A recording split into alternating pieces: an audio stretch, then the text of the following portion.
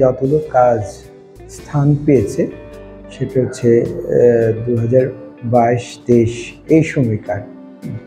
তো এখানে আমি আমার ছবির মধ্যে আমার সবচেয়ে বড় একটা জায়গা হচ্ছে আমার মনোজগৎ, যেটার সাথে আমার ব্যক্তিগত যাপনটা খুব অঙ্গাঙ্গিভাবে জড়িত।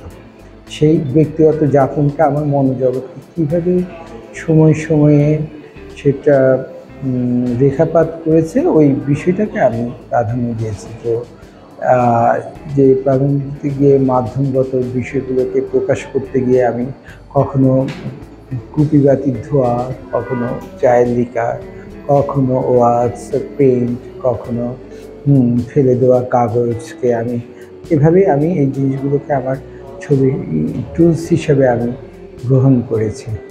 তো এখানে আমার অনেকগুলো বিষয়, যে কিছু কিছু বিষয় আমাকে, যেগুলো মনোজগৎভাবে আমাকে ডিপ্রেসড করেছে, যে কোনো মানুষকে হয়তো করে, যদি আমি আমার ব্যক্তিগত অনুভূতি, ব্যক্তিগত যাপনটাকে আমি পাঠ করতে গিয়ে যেই সমস্যাগুলো করেছি, সেই সমস্যাগুলোকেই আমি ধারণ করেছি সময়ের বিভিন্ন দিক থেকে।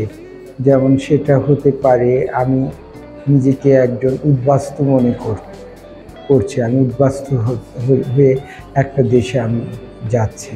হ্যাঁ, কেন আমি উদ্বাস্তু হলাম? এই উদ্বাস্তু হওয়ার পেছনের ঘটনাগুলো কী? ঘটনাগুলো কে এটার পেছনে দায়ী ছিল? সেটা কি রাষ্ট্র, না সোসাইটি, না আমাদের ধর্মের বিভিন্ন বিষয়গুলো? তো সব কিছু মিলেই এই বিষয়টা আমি গ্রহণ করেছি। তো ওটা আমার মধ্যে এসছে। এগুলো কিন্তু সব প্রতীকী, যে বিষয়টাকে, এটা কিন্তু আমাদের, যেমন আমি চায়ের লিকার ইউজ করেছি, যে চায়ের লিকারটা আমি কেন ইউজ করলাম, সেটা হচ্ছে এই যে আমাদের ঔপনিবেশিক একটা যে বিভাজন আমাদের দেশে ব্রিটিশরা করে গেছে, যেটার ক্ষরণ আমরা বয়ে বেড়াচ্ছি, যেটার জন্য আমি এখন নিজেকে উদ্বাস্ত হলাম। সেই উদ্বাস্ত হওয়ার পেছনের গল্পটা এটা, যে আমি একটা রক্তক্ষরণ পা আঁকছি, কারণ আমি প্রতিটা পা যখন আমি দিচ্ছি, আমার মধ্যে একটা ক্ষরণ তৈরি হচ্ছে, রক্তাক্ত পা। হ্যাঁ, কেন হচ্ছে? কোথায় যেন একটা ছন্দ পতন হয়ে কোথায় ভুল হলো, কেন ভুল হলো, ভুলটার জন্য কি আমরা দায়ী? সেটা যে কোনো মানুষের ক্ষেত্রেই হতে পারে।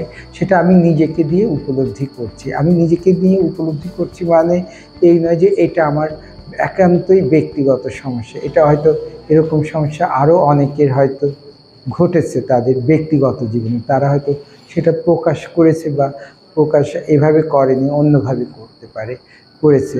হ্যাঁ, কিন্তু আমি এভাবে আমার বিষয়টাকে প্রকাশ করেছি।